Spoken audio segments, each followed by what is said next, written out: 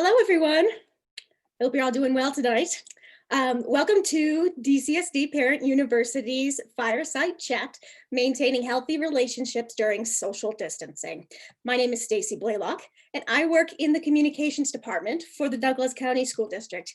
And before we get started, I just want to give a shout out to our partners over at Sky Ridge Medical Center who make this program impossible, or excuse me, they make this program possible. It's great. So our guests tonight are Dr. Stephanie Crawford-Goetz, DCSD Director of Mental Health Intervention, and Zac Hess, DCSD Director of Health, Wellness, and Prevention. I gotta tell you guys, there is no presentation and no PowerPoint for the next hour. Instead, our goal is to hold space for a conversation between parents and professionals. If you're a visual person like me, imagine us sitting around a crackling fireplace together, a warm drink in hand, while we learn from one another. So going forward, you can use the Zoom chat, and you're also welcome to unmute your mic if you want to speak directly. I'm now going to pop into the chat and hand things over to Stephanie and Zac. Good evening, everyone. We're so excited to get to have you join us for our little chat tonight. Zac and I love being able to have time to just have conversations, answer questions, and be with you. You know, Zac, I'm not sure about you as well as you parents out there, but my family and I, we definitely are having some cabin fever, and we are having some COVID fatigue as well. So it has been really hard to manage working, doing school, doing all the chores you have at home, and then trying to find time to have fun and also find time to connect with others. And so, you know, this is what we're going to do tonight. We're going to talk about that, and we're going to answer your questions. And I hope that we'll leave together feeling like, yes, this is hard, but we have some ways that we're going to get through this. Yeah, thanks, Stephanie. Yeah, we're really excited to kind of do something a little different and not just have a slideshow for y'all and we could just talk. I think that's part of the craving, is just wanting to connect with people and not being able to, and it's really hard. So Stephanie and I are both parents, and so when she says parents and professionals, yeah, we're parents. I've got a sixth grader and a third grader. And so we're having lots of fun over here in the Hess household. Actually, they're doing all right, but it is hard, and it's you see the stress and anxiety in my kiddos, which then goes to my wife and I, and you know, some nights are better than others, and so I just don't want to paint some pretty picture that we have it all figured out, because we're managing this like everybody, and so we can totally relate, and we hope that, you know, we can get your questions answered, and give you I don't know, so some grace. I think a lot of what Stephanie and I want to do is extend a lot of grace to people, and then, you know, give you some ideas of what resources there are in the school and the community, and hopefully how we can help. And so hopefully use the chat and we can get some of those questions answered. Absolutely. You know, as we're waiting for some questions to come in, a lot of you also put some questions in our RSVP. And one of those was really prevalent of, with remote learning, it can be really hard to get your children motivated to get up, go to school, and do that schoolwork when you're at home. And there's a lot of other things that compete for their time and attention that they might rather be doing, such as just sleeping and watching TV and playing games or hanging out with the other family members. So we wanted to talk to you a little bit about that as we open up. One thing that we always talk about in education, whenever there's something hard happening, if there's ever a crisis situation at a school or for our district, we always talk with parents, and we always remind ourselves with our own children that getting back to a sense of routine is one of the most important things you can do. And I'm just going to be real. I really had to remember this week, because on the one hand, I want my child to get on school and do his school routine as close as possible as he can to when he is actually in the building. And his teacher is doing a fabulous job of running the day as if they were there with morning meetings and the pledge and big group instruction and small group instruction. But even this week, my son was eating a snack as were other kids and the teacher was getting frustrated. And I thought, well, they're hungry, let them eat. And then I reminded myself, they need routine though as well. And when we start to get out of that routine, that's when it's so easy to get off track and start going and doing other things besides our school. So that is one important thing, is to stay with routine. Zac, how's it going at your house with routine? Yeah, well, we like probably most people, we had a good goal. We started out strong. We had things written down. So the visual help, right? The visual agenda, the visual schedule, it is really it's a very helpful thing for our youth, even high school kids. I mean, I think sometimes we assume only for elementary, but you know, it is for me. I need a calendar. If it's not on my calendar, right? If I don't see my agenda for the day, then I get dysregulated, right? I get stressed out. And I think it's very helpful to do that. We print out our kids' schedules. We have them in front of them, even though they might even have it memorized. My daughter's in middle school, so hers is kind of the same thing, but we still print it out every week and have it there. She's even come up with a way to, oh, I do this, Dad, I hide it under the book and I go from hour to hour, you know, and it helps her. And it's that routine, like Stephanie says, it is important, and the visual is important. My son, his schedule changes up in the elementary a little bit. Like I said, he was a third grader. And for me, I'm, setting alarms on my phone, because if I'm home and my wife's working and I'm the one in charge, it doesn't go as well. I'll be honest. My wife is much more structured than I am. So I don't know how many of you are out there like that, but my wife is way better at this than I am. So I have to set my alarm. And another good strategy is I just set that alarm, and it beeps, and I go and stop in whatever meeting I'm in, and I go and talk to him and get him, and he's got it visually right there. So the routine is good. Even getting them up, making sure, because the temptation on my kiddo is I want to get on YouTube. I want to watch something. I want to go play my Xbox. I'm like, yeah, dude, once everything is done, like, here's our routine. You know it by now. Get up, brush your hair, brush your teeth, get ready, make your bed. I mean, we just have that. And again, we put that in a visual schedule too. So I think that is really important to reduce some of the anxiety and some of the, uniqueness of this.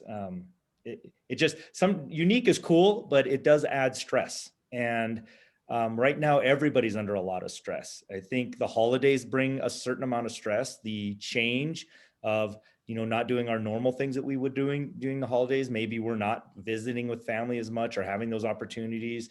Maybe our family members are struggling, and so we have that stress. And there's just a lot more stress with everything. And I think when we're able to kind of have some of that routine and some of those things we can hold on to, that it reduces some of that stress.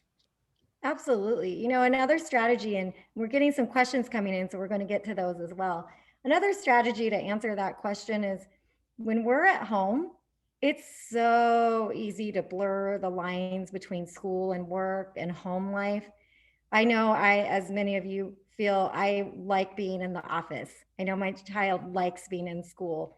When you're not at home, you actually have opportunities. You got to get up, walk around, people come in and talk to you, you look away from your screen. Gosh, when you're at home, half a day might go by and I realize I've never gotten up once. My eyes are fatigued and I've got to take some movement breaks. So one thing though that is very important to do, and this is something I have a first grader, he's really gotten into having a little choice of how to do this as well, is setting aside places in your house, if you can, that are set up for the school, and then the rest is home and your safe, resting place. And so he made a point to put a little desk in a certain area of his room and set up a little learning area. And that's where he can go. And he knows, when I'm here, I have to be in school. And then when I'm in the living room, I get to hang out. I get to watch cartoons. I get to look at YouTube videos and Minecraft or whatever his interests are. And then when we're at our dinner table, we're there and we're having dinner. We're not having devices and everything blurring the lines for us. So that's another area that can really help with having that balance between school and your home life. Yeah. So Zac, we're getting some questions, unless you wanted to follow up on that. Yeah, I was looking at Mark's question. So that's a great question, Mark, and welcome to Douglas County. You just moved here. Kids are in middle school. That's cool. Each school is different. And what I can say is, I mean, I know at our district, we're very open to, you know, advocating, right, for what we'd like to see and what's going on. You know, and I think, so I think that's okay. I mean, my daughter's experience is a little different. They are talking. The teacher is making a point every morning, the first meeting, to actually just check in and do some of that social emotional learning. I think it's a real important thing. And I think that's a good expectation that's happening. We've put that out. And I think mostly that is happening around with our teachers and in our classrooms. They're checking in on kiddos and seeing how they're doing. And, you know, like I said, I've seen it with my daughter's class, and that's great. Being new, right? Another stress, right? That's tough. I can relate a little bit. It wasn't during COVID, obviously, when I was a kid, but I moved every 2 years, every 2 years of my school career. So I was always the new kid. And so I understand how stressful that is on a family and as a kid trying to navigate that. A resource, Mark, for you and your family is to reach out to that counselor. I'm not sure what middle school they're in. I'll try to see if you put that in the chat, and I can point you maybe in the better direction. But the counselors are really keyed into this, and they'll schedule groups, and just reaching out to them and getting on. Most counselors that I've seen have at their school, they have a counselor page. Like example of my daughter, they can go to the counseling page. We can schedule an appointment. Rocky Heights. Okay, great. But 100% e-learner. Okay. You know, so is that, if that's through our e-learning school, that might be a little different. But they do have a counselor in the e-learning school also. So I would look at, if you're part of the Douglas County School District e-learning, there is a counselor there that's servicing those kids, and to reach out and say, and just ask, like, we're new and we'd like to meet some kids and have some time to do that. That is a reasonable request. And I think they would do that. If you are, for anybody else, the counselors do have pages for each of their schools. And you can get on there and make appointments. You can request and just say, this is what I'm seeing for my kid. Any ideas? They really are a great resource. And there's a lot of people in those buildings that are help. If they don't connect to the counselor, their nurses are getting more involved with this now. The assistant principals, the principals. I mean, there's so many amazing people in the building that just want to connect to kids. Stephanie and I, we've even offered ourselves to the schools to connect with kids if there's a group or a club that they want to do, and there's not an adult sponsor to do that, then we have a whole team at the district level that's like, hey, throw us in the mix. You know, we'd love to get back with and work with kids. So hopefully that helps, Mark. I know you're in a little bit of a unique situation, but I would really reach out to the assistant principal or counselor of that e-learning cohort that you're in and see what they can offer. And Stephanie, I don't know if you have more to add to that. Yeah, I was going to say one thing, Mark, and everyone listening, regardless of whether you're e-learning or you've been hybrid and now we're remote right now, all of the counselors, school psychologists, and social workers really wanted to keep in touch with their students, regardless of what kind of learner they chose to be this year. And so even if you're e-learner, but you want to look into some of the groups that are going on at school, you're not excluded from those. We have a lot, especially at middle school, a lot of teachers and the counselors doing a lot of cool clubs.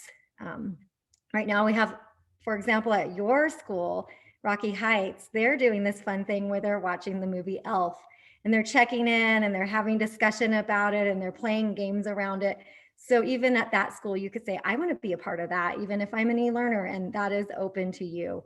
The other thing that I would say, because I feel you, Mark, last year in kindergarten, my child's teacher did every day. There was check-in time where the teacher would just say, we're getting on, mic's open, have at it, let's have fun. And that was really nice. Well, this year, the teacher didn't start off doing that. It was very structured, as most schools should be, but we were missing that. And so don't be afraid to just reach out to the teacher very nicely and say, this is something I've noticed that my child would really enjoy and like, if you can build that into the day. I've certainly done that myself. And I got a nice response of, oh gosh, I've been so worried to make sure that I'm keeping up with the content. Totally space given just a little bit of time, even 5 minutes here and there, that we just check in. We've also given a lot of nice opportunities. And so again, reach out and say, hey, do you do check in questions with your students and open the class up and all of that, because they're welcome in any feedback you can give them. So don't be afraid to just reach out and say, I'm noticing something that might improve the class functioning. So it looks like, Stephanie, we have a raised hand. Okay, great. Yvonne, did I say that right? Had something. I'm not sure how we're working that. Yes, It's a Yvonne. brave Can you Hi. hear me okay?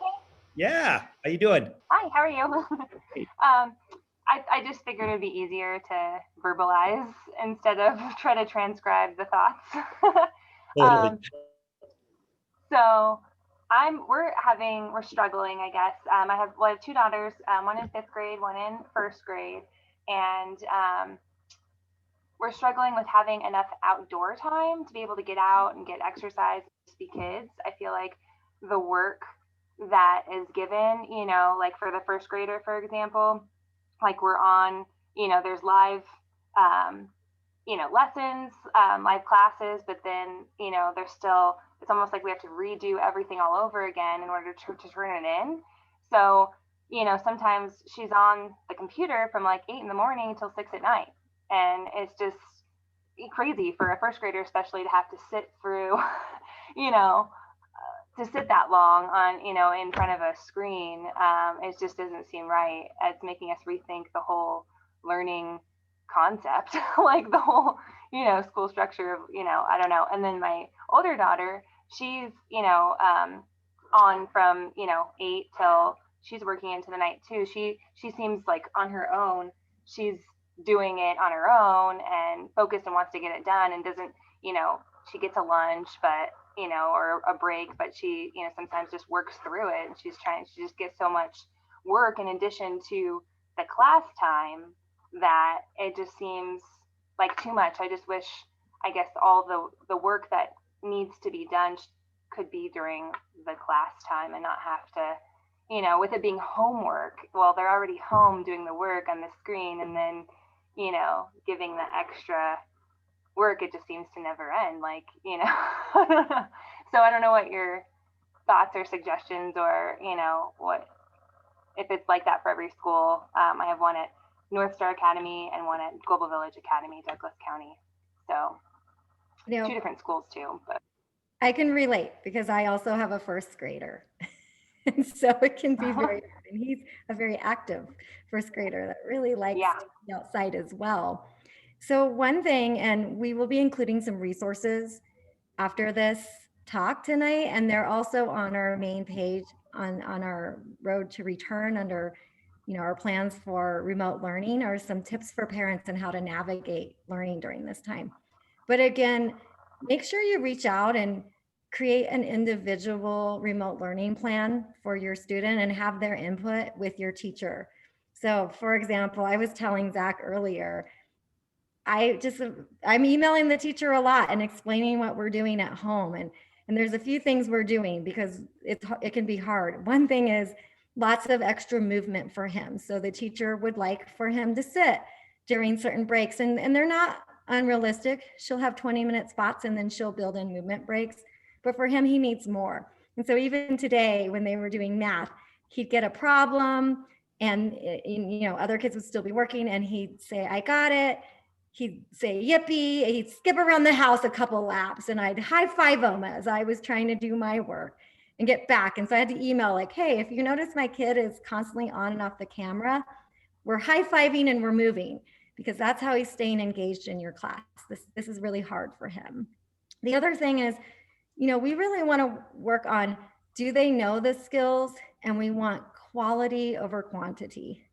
So if you're finding your students are doing their classwork when they're with their teacher, and then they're doing some homework or their offline work, and they're really getting it, but you still have a mountain of problems with that same concept and they're getting fatigued and they're starting to cry, give yourself permission and your students say, wow, I can see you've really got this. We're going to just pause for the night and we're going to go take a break, and email the teacher and say, they've got this down really good. I made a parent decision for their fatigue and their mental health to not go further for this. So feel some of empowerment to do that and work with them, because they're trying to do their best and they want to make sure they're not disappointing their students or the parents. But when they know that you say, gosh, thank you so much for all the work you're doing, teacher, I really appreciate it. And on our end, I just need you to know how it's going for us and what modifications we're needing to make so that we can get through this with you. Feel free to do that. I think that's really important. I'll just add on to that, Johan. I mean, we have to strike a balance. And, I think some schools are, they have a reputation of being hard chargers, and that's great, and pushing students and doing all that, and, rigor and relevance. And I'm all about that.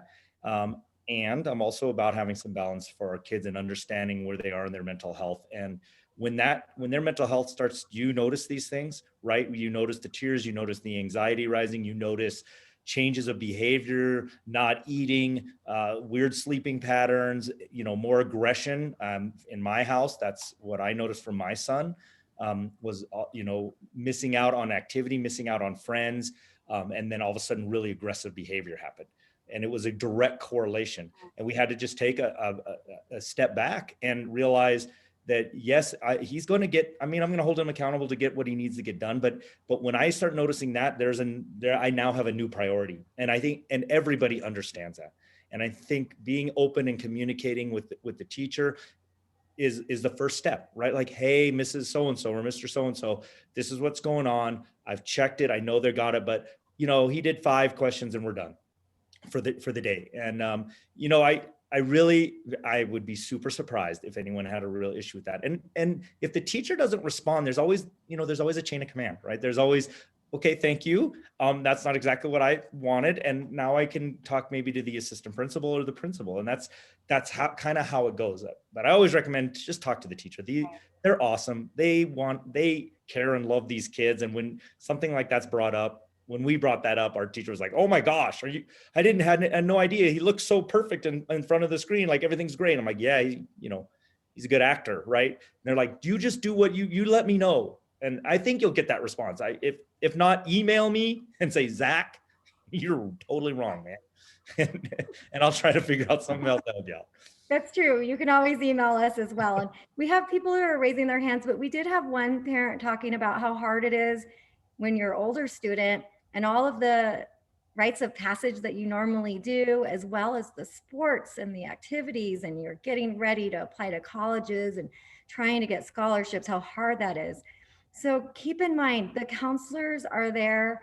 They're working with e-learners, hybrid learners. When we're remote, reach out to them. They all have their links online where you can email them, sign up with their electronic signups if they have that. Just call them and they'd be happy to check in with you and start having conversations and connect with your student if that's what you guys are looking for, give you resources if that's not what you're looking for.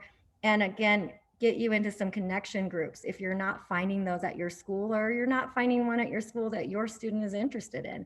There's other things happening in the community as well. And don't forget that road to return.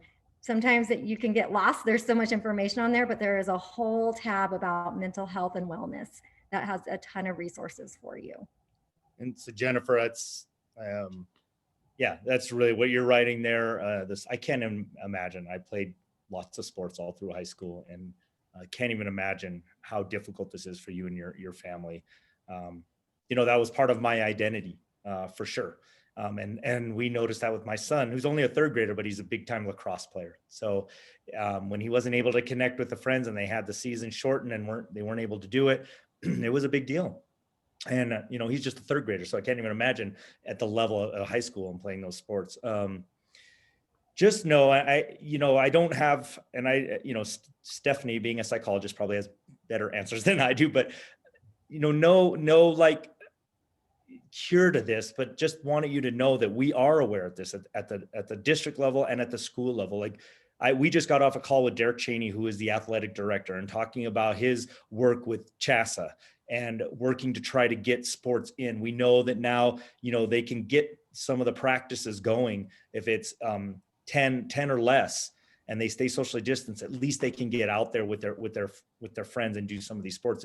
And the same with the clubs. So if they're interested in a club or wanting to start a club, they can do that. Those opportunities are still available. I I put the link on this resource page, on the point of contact for schools, if that's another route. So maybe football isn't happening, or maybe they're a wrestler and that's been delayed now, or whatever the sport, basketball. But maybe there's a club or an interest or something else that they want to get together to do. So it's, I don't have the greatest answer for that. I just know that there are resources in the community, like you said, going to inpatient treatment. I think we can't shy away from those sorts of things. There are resources out there. The counselors in the schools have a list of resources. They're on our website also, that I'll share, to have some good resources. Take advantage of those, use those.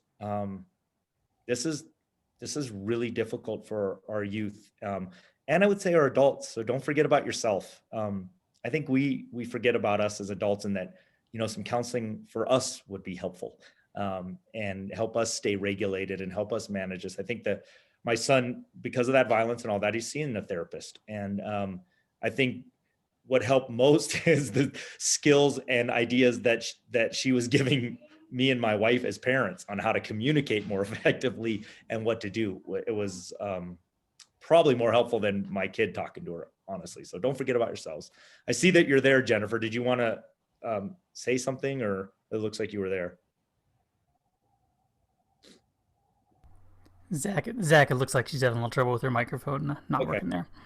Okay, that's good to know. And as Zac said, we're all feeling the stress. One thing that I say to myself, my friends, when I was practicing my child clients and their parents, is we're going to have those feelings, and those are okay. So if we tell ourselves it's not okay, or don't think about that, or try not to have those feelings, that's the first thing we're going to do. Is anything we try to put out of our mind sticks in there, even better.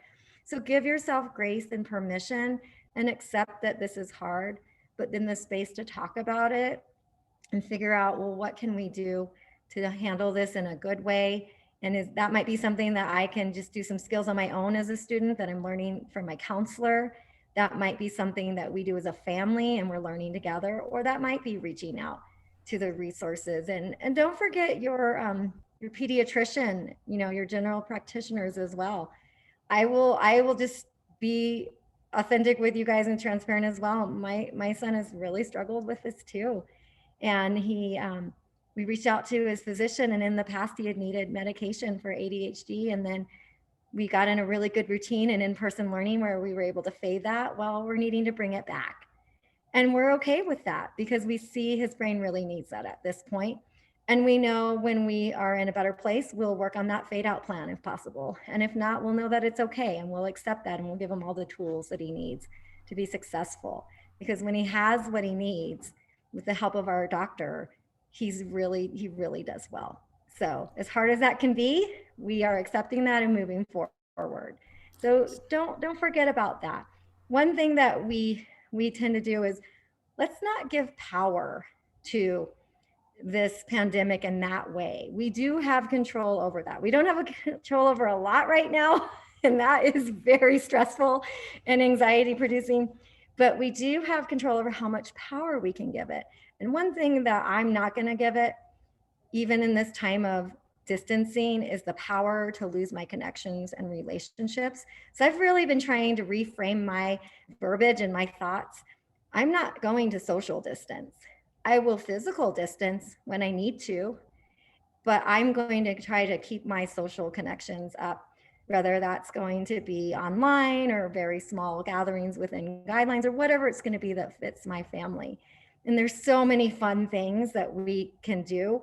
I've already got a list planned, my poor extended family, of fun things we're going to do for Christmas, even if we can't be together, that we can get online and play some games. And parents, my poor school, I'm pretty active with the PTA.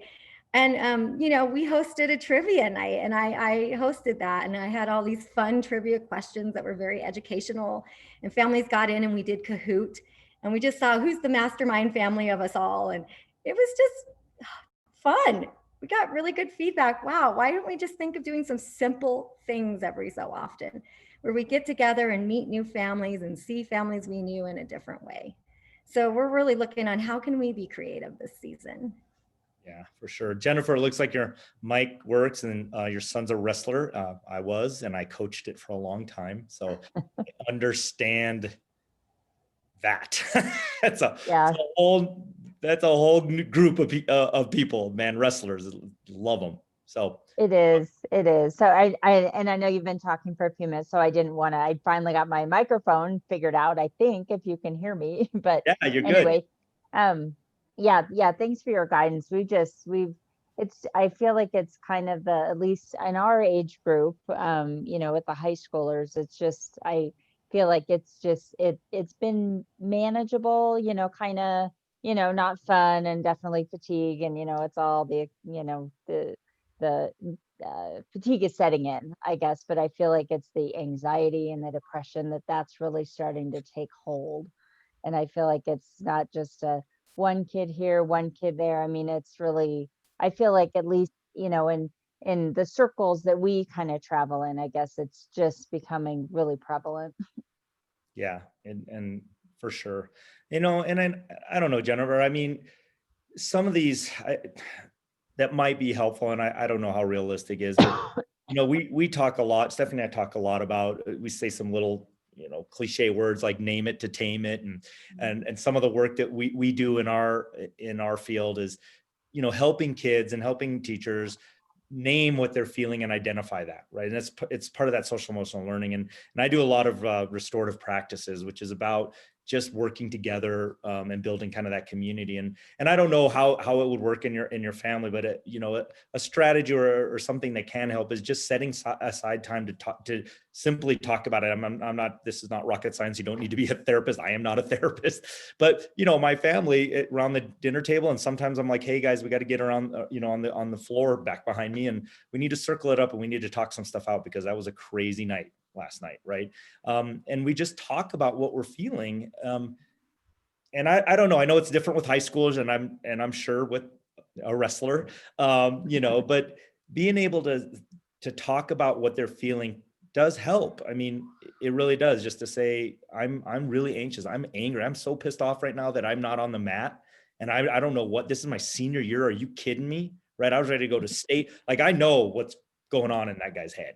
And it's hard. Like, there's just no two ways about it. It's just really difficult. And so I don't know if some of that is helpful, connecting him with, I mean, I don't know what his coach is like. I don't know what the relationship is with the coach, but those positive adults and creating those connections, maybe even bringing that up. Even my lacrosse team, my son's traveling lacrosse team, the coaches are reaching out, right? They're doing things like, here's a bounce back challenge, and we're going to meet on Sunday on Zoom, and we're going to talk about what skills you've been working on and how's your offhand. They're just doing some of those things, and it's not intense. It's not like this super big production. It's just simply talking to, another adult that they respect, and not necessarily his dad, or his mom, but someone else. And I don't know what the coach is like. If they're open to that, it might be a suggestion. Like, I know we're not doing wrestling, and we would be right now. Is there a way we could do some like push-up challenge, or who can come up with the healthiest meal, because when we start to cut weight after the holidays, right? Like, Yeah. you know what I'm saying? Like, I don't know. It doesn't have to be super complicated, and I think the adults sometimes just need a idea.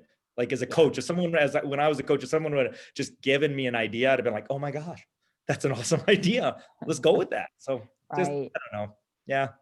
Well, and that's what I think, that it's the teachers, at least we're at Pondo. So the teachers at Pondo are fantastic. There was a girl who was that month, or I lost track of time, sometime in the last few months, a student there was killed in a car accident. And my daughter had a series of texts from teachers saying, I'm your safe spot today.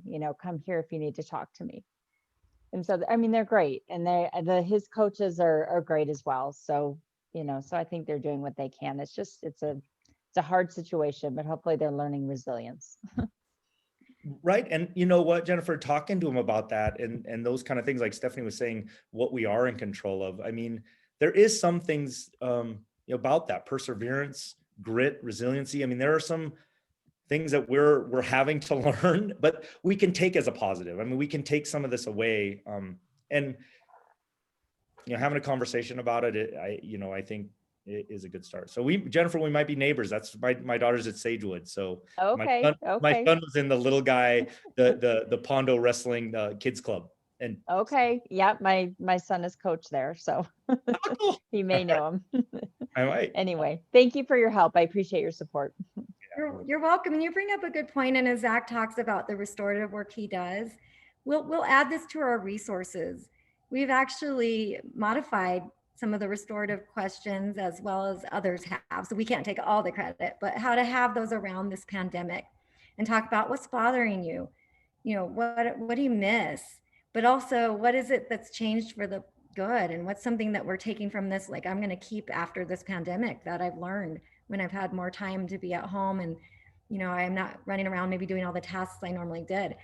So we can add that to there. And then I just want to add, as we've been talking and being real, yeah, there's a lot of times where there is fits and crying at my house. And, I know all the things I should do as a parent, and I can give you the best tips if you came to see me. And then I fail at them myself. And I end up yelling at my kid or being too harsh with taking away some privileges or whatever I've done. But that restorative is so important. So once we're all calm, because we know when you're not in a calm spot, you're not listening, you're not in a place to hear, you're not in a place to restore and problem solve. You got to get over those feelings. But once everyone's calm, we'll regroup and we'll say, okay, you know what? Mommy's human too. And you were having a moment, I was having a moment. I'm going to apologize for yelling at you. There's a better way I could have handled that. What about you? What's a better way you could have handled that? And then we talk about that and how much we love each other and care about each other and we want to restore, but we're going to have those moments and they're probably going to happen again because this is stressful. And so we give ourselves permission and grace that that's going to happen, but we know that we're always coming back to our relationship and our love, and that we're having good times. But give yourself grace. We're going to have times when we're not, and that is okay. That's why we're humans. Yep. And I think, to add on to that the part that's maybe newer or a thing to think about is the coming back piece, right? When we're dysregulated, we're all going to dysregulate it, right? When my son loses it and he starts to go after his sister or, smack my wife on, or something, I'm incredibly triggered by that. It's not a good thing. And so I'll do the things that I'm not supposed to do. I'll do the exact opposite of what I teach people to do all day long, right? Just like Stephanie said. But the nuance of what we're saying is that, how we repair that is we just come back. And again, it's a learning thing. I can be accountable too. Parents and adults mess up, right? And I'm sorry, I shouldn't have done that. What happened? What was going on? Part of restorative work is doing things together. And I think in this time right now, there is so much loss of control, right? For every age group. When we think of the wrestler and the senior, they're no control at all, in their lives and the things that are the most important to them right now. They're it's so frustrating. And I think anger and all these things, and to our little ones, right? When there's a lot there, they see it. They see the parents when we're struggling with this loss of control and what's going on out in the world. They see it, they feel it. And so when we have a chance as adults and parents to give some control back, even just little bits, it is really a powerful strategy. And some of that is in, just having those family meetings. And Stacy wrote in here giving them some resources around family discussions. And I think there's a million ways you can do that, but a couple of things, if you frame it a certain way, I feel like they can go better and be more beneficial. And some of that is really, yes, I am still the dad and I'm still the authority, right? My wife is still the mom and she's still the authority. And that's important in a family hierarchy that kids understand that. There's no arguments there, right? But in my authoritative position, I can give some control back to the family, to my kids, and talk about, hey, Saturday, holiday stuff, what's everybody feeling? Should we go look at Christmas lights? I got an idea, and just have everybody have some equal voice. And I mean, my third grader will give me equal voice. He's really good at it. Your first grader, your preschooler, they want that, right? And your family's a safe place. They're going to share.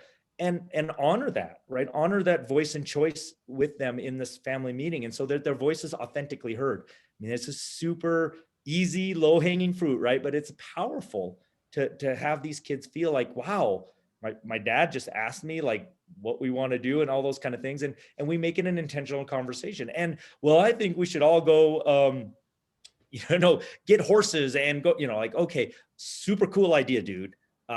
Here's why we can't do that, right? And then I explain things very clearly. Another thing for our youth, man, I mean, they're like me, right? I think my ideas are always the best. And then Stephanie goes and doesn't choose my idea, right? So then I'm all mad. But then I have to tell him the why. Right, So that he's exactly. not So mad.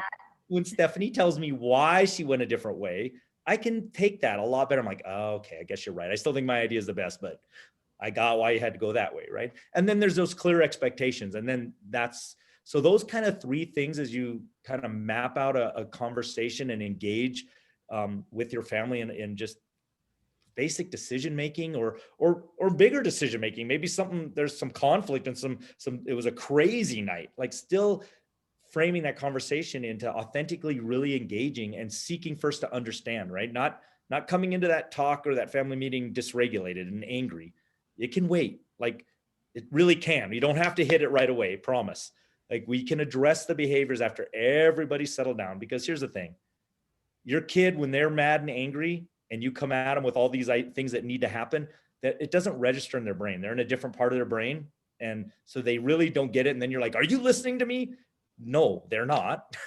Their brain's in an emotional state and they really can't compute what you're saying. They seriously, literally are not making cognitive connections to what you're saying. So, but when we're calm and we're in a safe place, they are, and we can say, hey, this was really hurtful. This wasn't okay.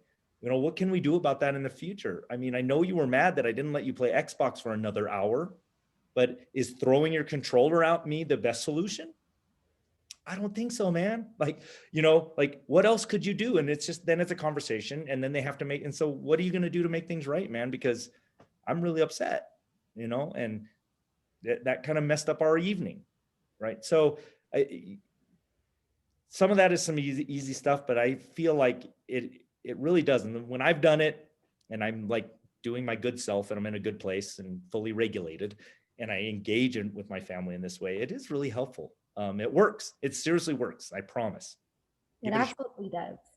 And we see that we have a hand raised by Kristen. If you're there, we'd love to hear your question. Hi. Hi. Yes, I wanted to go back to touch on what you were saying about family and friends relationships.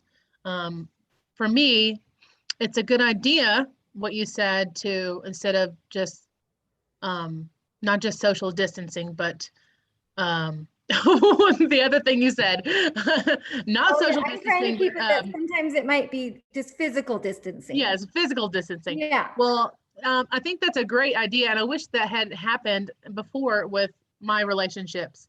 But right now, I struggle with watching my friends and family on social media, which I try to stay off of now for this reason, watching them not take precautions and go out and socialize, not wearing masks, all this stuff, to where now my emotional state with our relationship has changed and my respect has changed. And I don't even want to talk to them on the phone or anywhere else or any other way and socialize and have a friendship anymore, because I'm so frustrated watching the carelessness. So my question is, how do I maintain these friendships in the future? Or what do I do about that now while they're out there, in my opinion, being careless and not doing as much as I'm trying to do, to stay healthy and keep our community healthy? How do I not lose all these friendships? You bring up such a good point. And, at the heart of what you're saying is, deep down, I really care about everyone. And so that's why I'm so frustrated, because I care about you so much. And from my perspective, that you're sharing, they're doing things that aren't healthy for themselves, and you care about them and you love them and you want everyone to be safe and healthy, and you're doing your best to do your part in that.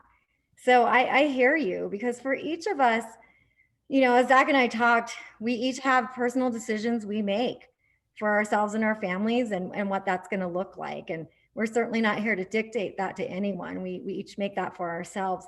But this is a time where it's already stressful during the holiday days at times because we want to be with our family and we want to have fun. But then there's also some sense of obligation to be with family. And then there's always stressors and tensions that can happen at any time, but especially the holidays. Now you just add this layer of another thing that can be stressful. So I think what would be really good, and this is what I'm trying to do with my friends and family where we might have differences of opinion on what that might look like, is I'm preparing myself ahead of time and my family, both my immediate family and what we're going to decide is good for us. And then if that's not gelling with our friends or family, how we're going to say that so we still have a friendship when this is over and we didn't say something we regret, but also how we're going to maintain boundaries and do what's good for ourselves. Whether that's, I feel you're not social distancing, physical distancing for COVID, or whether that's, gosh, just in general, you're encroaching upon my boundaries and you talk about things I'm not comfortable with, or you say things I don't want to know. So you can really look at those boundaries in that way. So preparing yourself ahead of time, what am I going to do and not going to do? And then going ahead and letting your family know, I love you. Right now, here's what's going to work for myself and my family. We still love you. We'll see you on the other side of this, physically when we can, but this is what we're going to do for ourselves. But then also giving them, space to say, I disagree. And so we're doing something else. And I guess you're not there, but you could also work out compromises because I'm with you. We had plans over Thanksgiving what family was going to do, and some of them did it, and some of them went, I changed my mind at the last minute and I threw a big party. And so we just talked, well, how would we be involved? If we're feeling left out, what can we do of FaceTiming in or being a part of something, but we're not going to be there in person. So I think this is very hard to navigate, but thinking about that and thinking about where you're at with your relationships and, can you distance right now physically? You may even right now with your boundaries need to give yourself a break from certain people. Like you said, I think it's so healthy. You're not getting on social media and doing looking at things that might be stressful. That's one of the most important things we can do for ourselves and our kids is not to inundate ourselves with negative news or the death rates all the time. We need a little mental break from all the doom and gloom. But think about your boundaries, think about what's important to you. And then on the other side, who is really important you want to maintain, even if you have a difference of opinion. And Zach, we're kind of getting low on time. There was one question that everyone had really talked about in the RSVP. So I wanted to touch upon it, but it's also in a lot of our tips. That was screen time. We always talk about don't give too much screen time. It's hurting everyone's brains and development. But right now, what do? We're on screen time for school, and then we got to socialize on screen time. So I wanted to say, for those of you that are worried about that, remember it's again about quality, and it's about doing things together, even if it's screen time. So what are your kids consuming? Who are they on the screen time with? Are there things you can be doing together as a family? As hokey as it might sound, we kind of like to get on and play Family Feud together and see if we can beat other teams online. That's something we can do. I'm totally not into Minecraft, but I'm super willing to learn about it with my son and be like, good job. I love your world you've created, and giving ourselves a little break. Everything in moderation, and in the short term, if we have a little extra screen time, we'll be okay. But it's teaching our kids how to have that healthy relationship with screens, with social media, with everything we consume, and then carry that forward when we might be able to reduce that and be seeing people in person again. So I didn't want to miss out on that question that people had asked.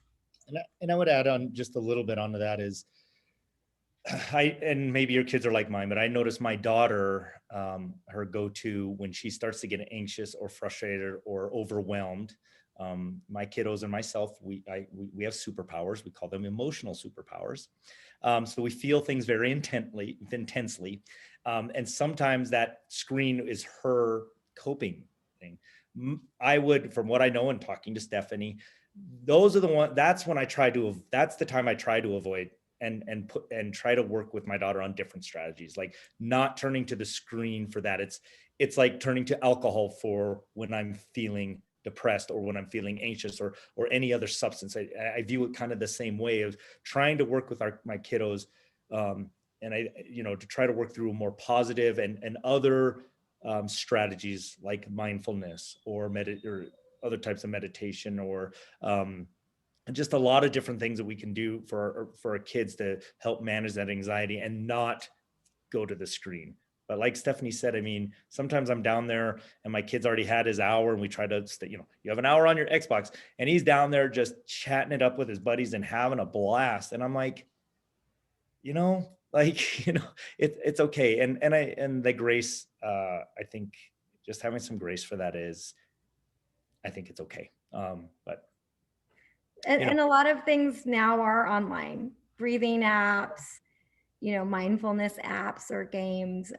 I really love, before having to be a little more distant, going and doing some sound bowl therapy, having bowls on you and how nice that is. Well, that's not available. So I just get on YouTube and play that in the background when I'm feeling stressed, because I know that works for me. So again, it's kind of a screen, but it's quality, and that works for me, or there's lots of great things online, like Cosmic Kids. My son loves to do their little active yoga stories and things when he's a little dysregulated. Again, we're on a screen again because we can't go do the things in person we used to do. And so we're going to just have to adapt for a little bit before we can get back to doing other things.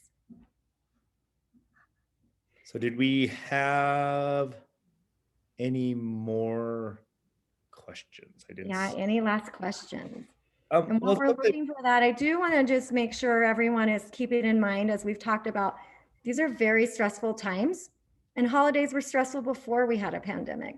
So if you're feeling stressed or you're worried about your child, or family member or friend, or you're seeing that anyone is having some really extreme behavioral changes, or they're having depression or even suicidal thoughts, there are resources available that you can connect them with and make sure that they get the support they need. So of course, always call 911 if there's an immediate need, but there are the Colorado Crisis Services, and they have any platform to talk to them. And it doesn't have to just be suicide. It can be anything that you say is a crisis to you. You can talk to someone about, but you can call them, you can text them.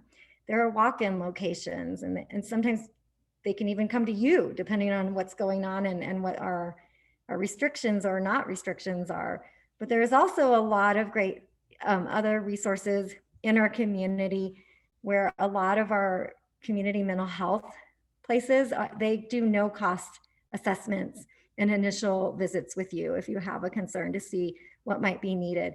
So those are all available on our website under mental health. And those are things that, as you're a parent, when you get emails for breaks, you'll see that we send that information out so that you have it. But keep that in mind, that lots of times we handle things in-house or with our friends.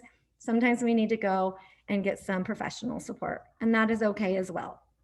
Stephanie, that resource that you shared, did you share the one that I made up with the slide with all the different ones? Is that what you shared in the chat? I haven't shared anything yet in the chat. Okay. I was under the impression with the recording, we would have a list of all the resources we would talk about so that you guys would have them, at your hands to use whenever you would like to. And I think Stacy wanted to last 5 minutes. So I'm going to put that in the chat. Stephanie and I, sometimes navigating our website is challenging.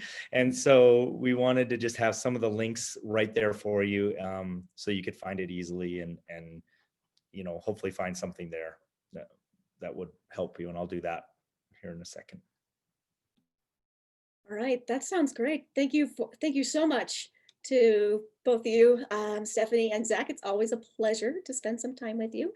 And thank you to all of you parents for coming out, for spending some time with us in this kind of a really novel way that we're doing Parent University. So tomorrow you'll receive a recording of the webinar, information on the resources that Stephanie and Zac talked about, and a link to a quick feedback survey. And since this event is a new format that we're trying out, we would love to get your feedback on your experience. And before we head out, I'm going to pop in, or Stephanie, Zach, is all right if I put in your email addresses in the chat? All right, so I will add those in. And after that, thank you again for joining us. And I hope you enjoy the rest of your evening and have a great winter break. We'll see you in the new year.